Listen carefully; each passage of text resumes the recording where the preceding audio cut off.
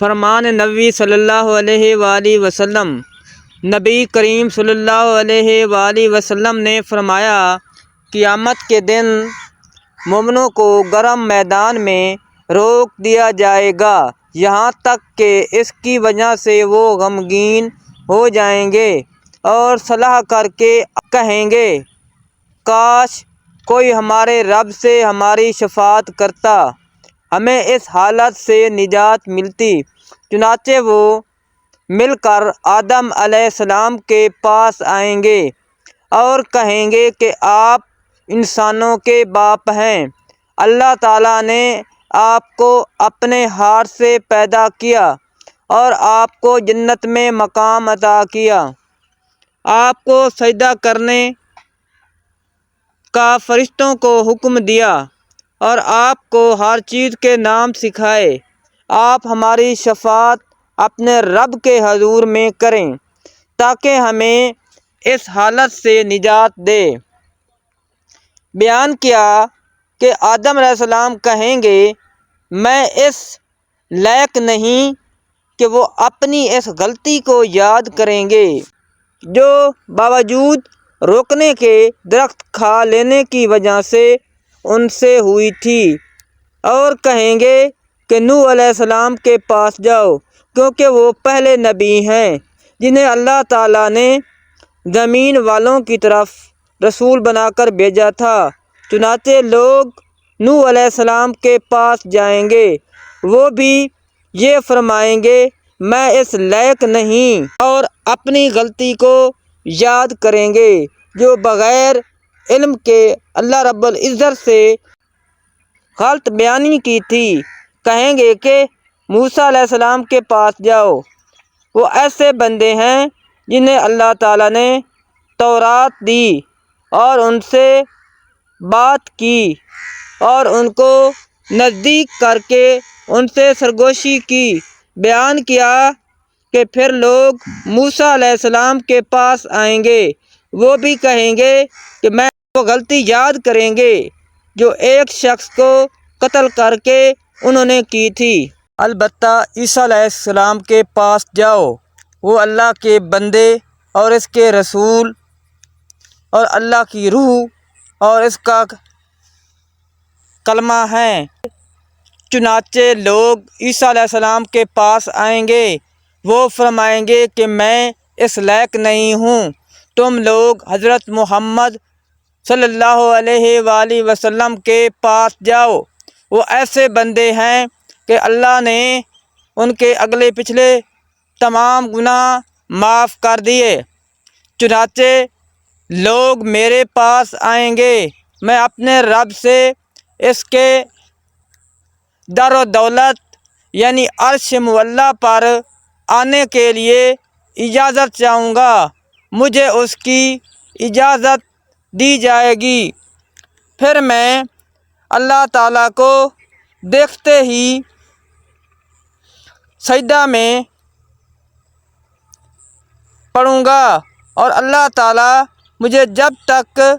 چاہے گا اسی حالت میں رہنے دے گا، پھر فرمائے گا کہ اے محمد صلی اللہ علیہ وآلہ وسلم سر اٹھاؤ، کہو سنا جائے گا، شفاعت کرو، تمہاری شفاعت قبول کی جائے گی، جو مانگو گے دیا جائے گا۔ بیان کیا کہ پھر میں اپنا سر اٹھاؤں گا اور اپنے رب کی حمد و ثنا کروں گا اور جو وہ مجھے سکھائے گا۔ بیان کیا کہ پھر میں شفاعت کروں گا، چنانچہ میرے لیے حد مقرر کی جائے گی، میں اس کے مطابق لوگوں کو دوزخ سے نکال کر جنت میں داخل کروں گا۔ قتادہ نے بیان کیا کہ میں نے انس رضی اللہ تعالیٰ عنہ کو یہ کہتے ہوئے سنا کہ پھر میں نکالوں گا اور جہنم سے نکال کر جنت میں داخل کروں گا، پھر تیسری مرتبہ اپنے رب سے اس کے در و دولت کے لیے اجازت چاہوں گا، مجھے اس کی اجازت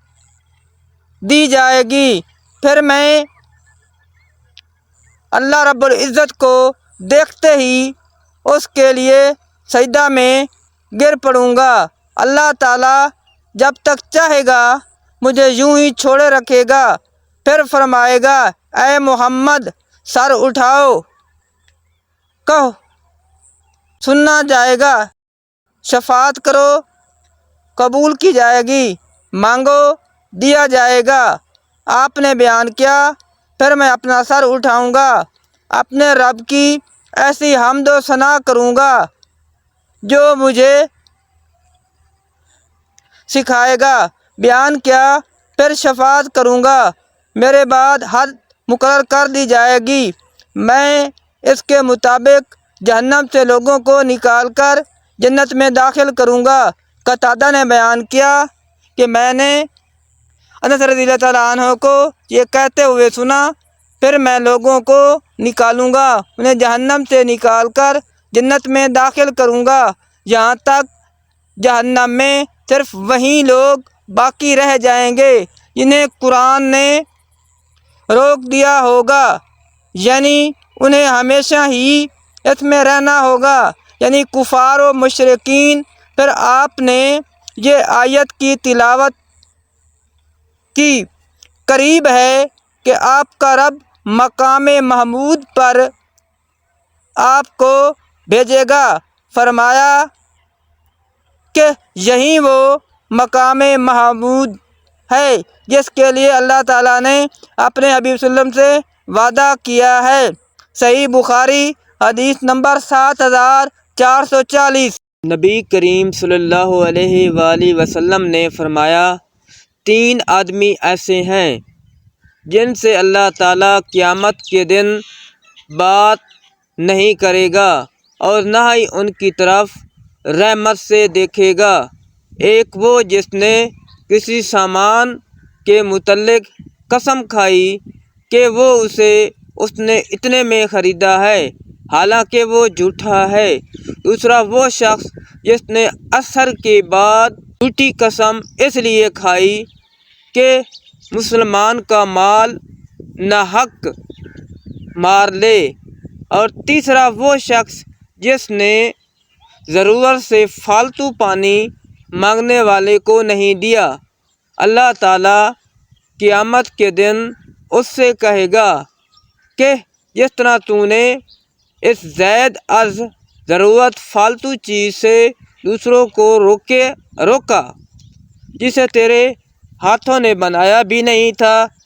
میں بھی تجھے اپنے فضل سے نہیں دوں گا۔ صحیح بخاری حدیث نمبر 7446۔